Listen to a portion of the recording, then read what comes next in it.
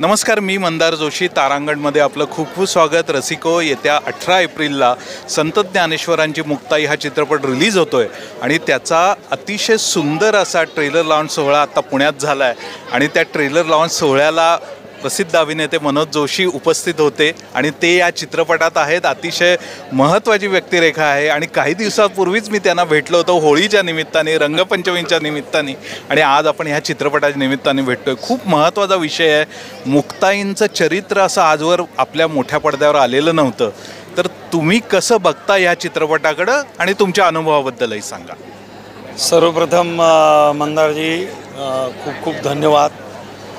आज मराठी चित्रपटाला सोशल माध्यमांची सोशल मीडियाची खरंच त्या आधाराची खूप गरज आहे. आपण नुसतं म्हणतो की मराठी चित्रपट का चालत नाही, त्याची मीमांसा करायला बसतात, विवेचना करायला बसतात. पण आपण मुळात हा प्रश्न प्रत्येक मराठी माणसानं स्वतःला पण विचारला पाहिजे. मी येतो मुक्ताईवर आज. मी महत्त्वाचा मुद्दा अशासाठी आहे की आपण मराठी म्हणून आपल्याला स्वाभिमान आहे. या मातीत आपण जन्मलो.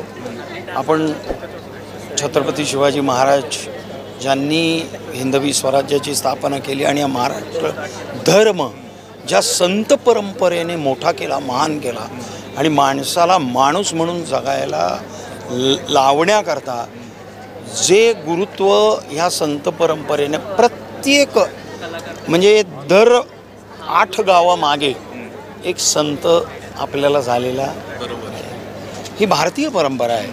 पण महाराष्ट्राची परंपरा ही इतकी वैभवशाली संत परंपरा आहे. त्यातही आद्य ज्ञानदेव म्हणजे त्यांच्याविषयी मी काय बोलावं. म्हणजे आज म्हणजे त्यांच्यावर प्रबंध लिहिणारे, ज्ञानेश्वरी पुन्हा पुन्हा वाचून त्यातलं अर्थघटन करणारे, हे सगळ्यांनी वाचली असेलच, सगळ्यांना समजली असेल. कदाचित युवांनी वाचली नसेल तर ती वाचावी. स्वतःला वाचवण्यासाठी आयुष्यात ती वाचावी, निश्चित वाचावी.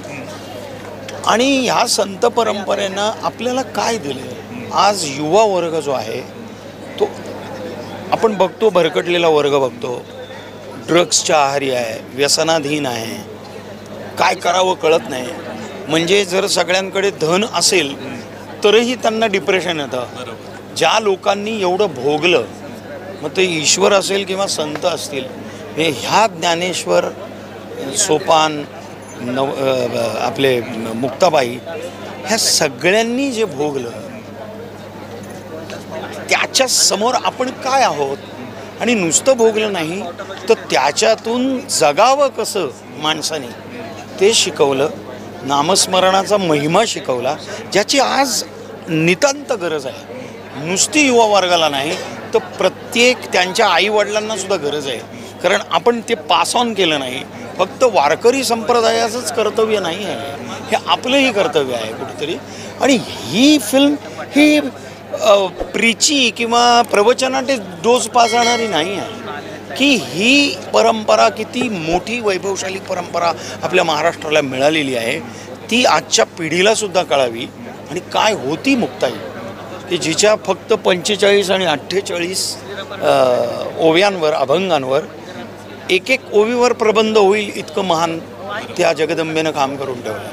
की मुक्ताई या शब्दाचा अर्थ काय आहे, की खरंच ही संत परंपरा काय होती आणि आपण कुठे भरकटत चाललो आहे. आणि म्हणून मी पहिल्यांदा असा विषय काढला की नुसता मराठी बाणा आहे, मराठी स्वाभिमान आहे असं बोलून नाही चालणार.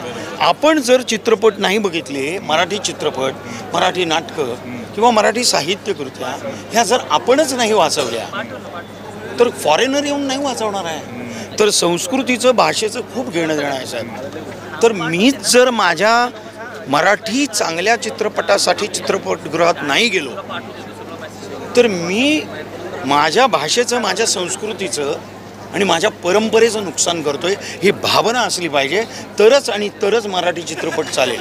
नंतर दुसरं असं होतं की थिएटर मिळाले पाहिजे. एक हिंदी चित्रपट आला तर तोच मराठी माणूस तो हिंदी चित्रपट बघायला जातो.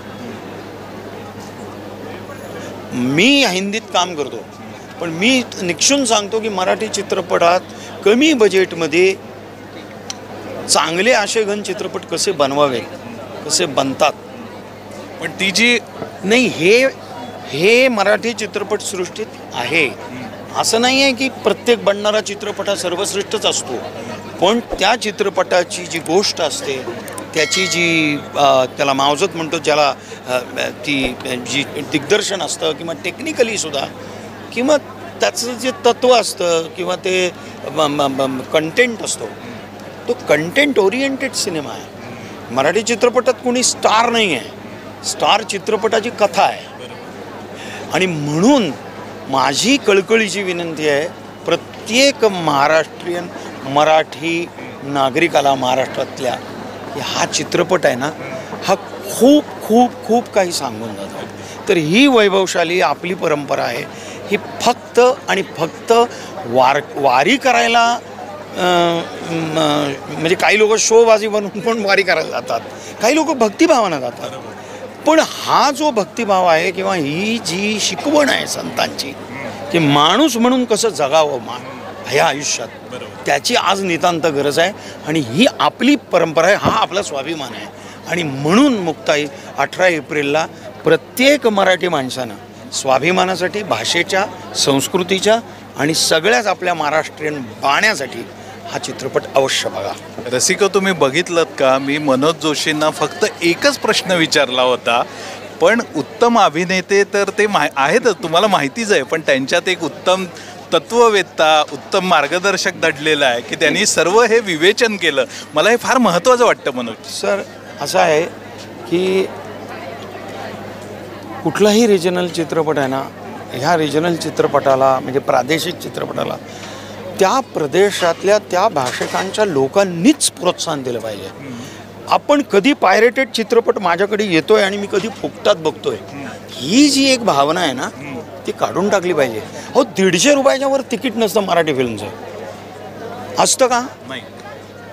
मग तुम्हाला हिंदी चित्रपटात 250-300 रुपये खर्चायला ठीक आहे, चांगलाही असतो, वाईटही असतो, पण भाषेसाठी, स्वतःच्या कल्चरसाठी 150 रुपये आपण नाही खर्चू शकत.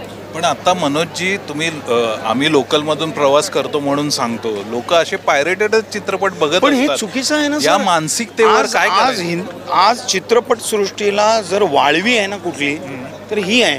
म्हणजे कसं, मला फुकटात बघायला मिळतोय ना, म्हणून मी काहीही करेन येणं घेणं प्रकारे ना. म्हणजे ही भाषेची किंवा संस्कृतीची सेवा अशी नाही होणार, फक्त सरकारने करायची नसते. आपणही त्यात आहोत ना, आपण नागरिक आहोत, आपण स्वतः मराठी भाषिक आहोत. मी या संस्कृतीचा पाहिक आहे, मी या मातीत जन्मलो आहे आणि माझं ते कर्तव्य आहे असं मला वाटतं. आणि म्हणून चांगले चित्रपट असतील, मराठी भाषिक चित्रपट आपण स्वतः, मी पायरेटेड चित्रपट बघणार नाही, ॲटलिस्ट एवढी तरी नैतिक जबाबदारी स्वीकारा, असं मला वाटतं. म्हणजे नैतिकतेचा पाठ फक्त बोलण्यासाठी किंवा सुविचार लिहिण्यासाठी नसावा, आपण निदान एवढी तरी चाड बाळगूया असं मला वाटतं. नाहीतर हा चित्रपट उद्योग संपेल. खूप महत्त्वाचा मुद्दा मनोजजी तुम्ही मांडलायत. पण मला आणखीन एक गोष्ट तुमच्याकडून जाणून घ्यायची आहे की तुम्ही एक असे अभिनेते आहात की कुठली भूमिका तुम्हाला दिलीत की तुम्ही त्यात इतके अलगद शिरता की तुम्ही फार एफर्ट्स घेताय, कष्ट घेताय, असं अजिबात वाटत नाही पाहणाऱ्याला. याही चित्रपटात असंच घडलं असणार आहे. त्यामुळं भूमिकेत कसे शिरलात आणि एकंदरीत सिनेमाचा, चित्रीकरणाचा अनुभव सांगा. याचं सगळं श्रेय मी निर्माता आणि दिग्दर्शक दिग्पाल लांजेकरांना देतो. मी दिग्दर्शकाला समर्पित होतो. मी स्वतः म्हणजे असं आपण केलं आहे असं नसतं, कारण शेवटी लेखक लिहितो, तो विचार दिग्दर्शक आम्ही माध्यम आहोत, मी असं मानतो. त्यामुळे ह्याचं सगळं श्रेय आहे ना माझा. जर याच्यात जो रोल आहे, त्या रोलविषयी जास्त सांगणार नाही, चित्रपट बघा म्हणजे कळेल, कारण तो खूप कळीचा मुद्दा आहे या चित्रपटात. तर तो चित्रपट बघितल्यानंतर कळेल, कारण दिग्दर्शकाचंच श्रेय जे आहे ते त्याचंच श्रेय आहे. त्यांनी ज्या पद्धतीनं मला सांगितलं मी त्या पद्धतीनं काम केलं. ऑफकोर्स इतक्या वर्षाचा अनुभव, तुमचा अनुभव, आणि मग त्या पात्रामध्ये आपण कसे परकाया प्रवेश करू शकतो त्याच्यासाठी आपल्याला सहाय्यभूत ठरतो दिग्दर्शक. तुम्ही कितीही मोठे असाल पण जर लिहिलेलंच नसेल काही चांगलं आणि दिग्दर्शक जर नीट काही करणारा दिशादर्शक नसेल तर काय होईल. खूप छान. मला वाटतं की मनोजजी तुमच्याशी बोलणं हा प्लेजर असतो, कारण प्रत्येक वेळी काहीतरी नवीन देता. तर मी तुम्हाला विनंती करीन थोडा निवांत वेळ द्या, आपण देऊ. जेणेकरून तुमच्यातला जो अभिनेता आहे किंवा एकंदरीत प्रोसेस आहे एक चांगला कलाकार घडण्याची ती आपण आपल्या प्रेक्षकांना उलगडून दाखवू. तुम्हाला तारांगणतर्फे आणि वैयक्तिक माझ्यातर्फे या चित्रपटासाठी खूप खूप शुभेच्छा. या चित्रपटाच्या शुभेच्छा तुम्ही मला दिल्यात, पण मी तारांगणच्या सर्व प्रेक्षकांना, वाचकांना आणि ह्या सोशल मीडिया बघणाऱ्यांना सगळ्यांनाही सांगतो की 18 एप्रिलला मुक्ताई हा चित्रपटगृहात जाऊन पहा. ह्याचा जो ट्रेलर आला आहे तो ट्रेलरसुद्धा पहा. ह्याच्यात जो हरिपाठ आहे आणि जे संगीत आहे ते तुम्ही नुसते डोळे बंद करून ऐकलत ना तरी ह्या सगळ्या गोंधळांच्या विचारातून तल्लीन होऊन जाल. इतकं सुंदर म्युझिक दिलं आहे आणि तुम्ही हा चित्रपट पाहाच. मी आग्रहाची विनंती करतो. सो 18 एप्रिल हा चित्रपट पाहायला विसरू नका. आम्ही हा चित्रपट बघतो आणि आपण पुन्हा भेटू त्याच्यावर गप्पा मारण्यासाठी. खूप खूप आभार आणि धन्यवाद.